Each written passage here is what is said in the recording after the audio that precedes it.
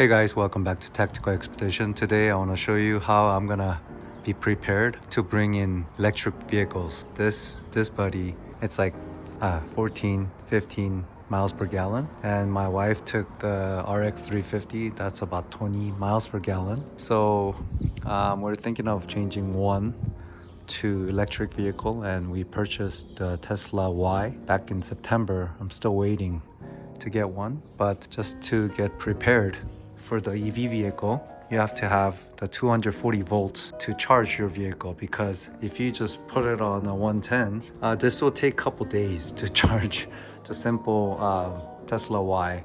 So my house is fairly new, and it came with this already installed EV charger future. And when I open up the fuse box right there, those two, future charger, and it is linked, it can withstand 50 amps of power.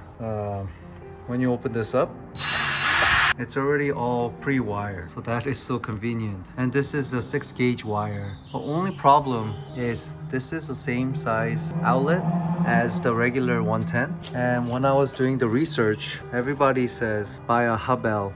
This is a HBL 94508, which is a 1450 amp. This is the actual plug that I'll be using. Pro NEMA 1450. 50 means the amperage, and the 14 is the orientation of the plug. Sadly, this is too wide for the metal power box, electrical box. This doesn't fit. So this is called one gang electrical box. So for this heavy duty, I don't want this to melt using like $10 plug. I've called the electrician to make me a wider box, and then since it's pre-wired already to the fuse box, that it will be an easy install. So he quoted me pretty cheap. This is a cover. It's from Hubbell also.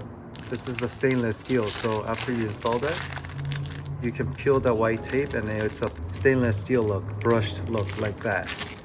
They will look kind of like this. And you cannot use regular one on a Hubbell because it's a lot bigger. The hole is bigger, everything's bigger, and this is what everybody recommends.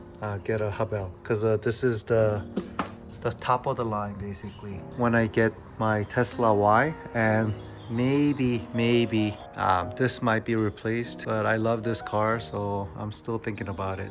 But good thing is, you know, this is holding its value. It's a TRD Pro with a unique color, cement. This only came out in 2017. I have a lot of upgrades, so I'm debating if I sell it. Should I sell it as it is to an individual, or I can take everything apart, sell the items on OfferUp, people near Los Angeles, and just sell the car at a dealership or CarMax. Still debating, you know.